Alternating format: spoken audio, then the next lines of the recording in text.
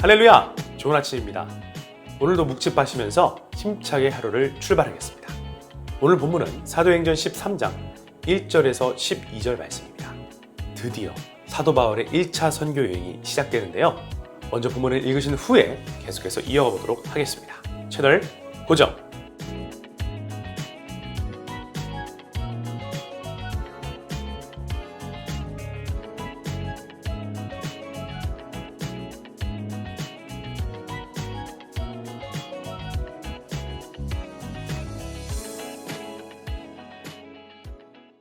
네, 오늘 본문에는 크게 두 이야기가 등장합니다. 먼저는 안디옥 교회가 바나바와 사울을 파송한 이야기, 선교 여행을 떠난 이들이 바보섬이라는 곳에서 겪게 되는 이야기입니다. 저는 이 두 이야기를 묵상하면서 한 줄 결론을 내리게 되었습니다. 성령 충만하면 정확한 번지수를 찾게 된다는 것입니다. 먼저 1절에서 3절 안디옥 교회 이야기입니다. 사도행전 7장에서 스데반 박해 사건 이후에 복음 전도자들이 안디옥까지 가서 복음을 전하게 돼요. 주의 손이 그들과 함께 하심에 수많은 사람들이 믿고 주께 돌아왔다고 기록하고 있어요. 안디옥 교회는 그렇게 시작되었습니다. 예루살렘 본부에서도 이 좋은 소식을 듣고 착한 사람, 성령과 믿음이 충만한 사람, 바로 바나바라는 리더를 보내게 되는데요. 부흥하는 공동체가 좋은 리더를 만나니까 더 큰 부흥이 일어나는 것을 보게 됩니다. 그런데 거기서 그치지 않았어요.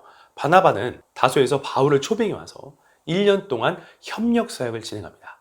그 결과 교회의 복음의 영향력이 얼마나 강했던지 안디옥에서 비로소 그리스도인이라 일컬음을 받았다라고 기록하고 있습니다. 오늘 본문을 보니까 안디옥 교회 리더들이 등장해요. 확실히 이방인 교회다 보니 교회를 구성하는 리더들의 배경도 다양하다는 것을 알 수가 있습니다. 지금 이 리더들이 뭘 하고 있죠? 주를 섬겨 금식하고 있어요. 그 가운데 성령의 음성을 듣게 됩니다. 그것은 성령께서 하시고자 하는 일, 바로 선교 사역을 위해 바나바와 바울을 따로 세우라는 음성이었습니다. 그런데 여러분 생각해 보세요. 한창 교회가 부흥하고 있는 중인데 청청병력 같은 소식 아니겠습니까? 교회 핵심 리더를 한 명도 아니고 2명씩이나 따로 세워 보내라니요. 그런데 여러분, 여기서 안디옥 교회는 성령으로 충만한 교회였구나라는 것을 알 수 있어요. 우선 성령으로 충만했으니 성령의 음성을 캐치할 수 있었겠죠? 그리고 그들은 성령의 음성을 회피하거나 무시하지 않고 금식과 기도로 반응했다라는 거예요. 결국 순종하여 두 사람을 파송했다라는 것이죠. 사도 바울의 1차 선교행은 이렇게 시작되었고 우리는 그 생생한 이야기를 만나게 되는 것입니다. 너무나 당연해 보이는 이야기지만 성령 충만하지 않으면 번지수를 잘못 짚을 확률이 매우 큽니다. 하나님이 시킨 일도 아닌데 무리하게 인간적인 생각으로 추진하게 될 수도 있는 것이고요. 또는 하나님이 원하시는 일인데도 회피하거나 무시해버리는 일들이 발생할 수 있다는 거예요. 안디옥 교회는 성령 충만한 교회였어요. 그래서 성령께서 하시고자 하는 일에 순종으로 반응할 수 있었습니다. 성령 충만하면 정확한 번지수를 찾게 되는 것입니다. 자, 다음으로 두 번째 이야기를 살펴보겠습니다. 6절에서 12절에 바보섬에서 일어난 이야기입니다. 드디어 바나바와 바울이 1차 선교 여행을 떠났습니다. 구브로 살라미를 거쳐 바보섬이라는 곳에 이르게 되었어요. 이 섬에는 로마 고위 관료가 있었는데 총독 서기오 바울이라는 사람이었습니다. 그는 바나바와 바울이 전하는 복음에 관심을 갖고 있었어요.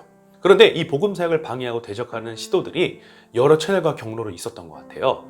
기존에 영향력을 행사하고 있었던 법사가 있었던 것이죠. 어떤 법사요? 바로 마법사 바예수라는 사람이었습니다. 8절을 보니까 그들을 대적하여 총독으로 믿지 못하게 힘쓰니라고 기록하고 있습니다. 그때 성령 충만한 바울이 그를 주목했습니다.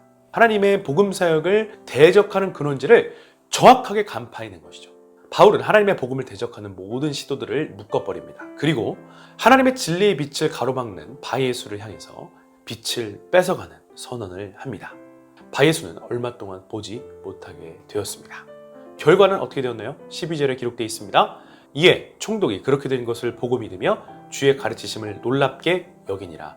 여러분, 성령 충만하지 않으면 엉뚱한 곳을 주목하게 될 가능성이 매우 큽니다. 엄한 사람, 엄한 곳을 흔들어 놓는 것이죠. 적군이 아니라 아군인데 막 공격을 할 수도 있다는 거예요. 심지어 교회 안에서도 마찬가지라고 생각합니다.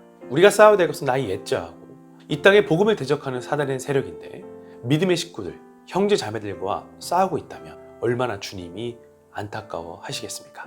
그래서 결론적으로 우리는 성령으로 충만해야겠습니다. 성령으로 충만해야 하나님이 원하시는 것을 정확히 분별하고 행할 수 있습니다. 성령으로 충만해야 주목해야 될 것을 정확히 주목하고 하나님의 일들을 행할 수 있는 것입니다. 서두에서 제가 말씀드린 오늘의 결론, 성령으로 충만해야 번지수를 제대로 찾게 되는 것입니다. 청장로군 여러분, 오늘 하루 더욱 성령을 사모하시고 성령 충만을 위해 기도하시면서 주님과 복된 동행하시기를 축복합니다. 하나님의 선한 영향력이 우리 모두를 통해서 흘러가게 될 줄로 믿습니다. 여러분 모두를 사랑하고 축복합니다. 감사합니다.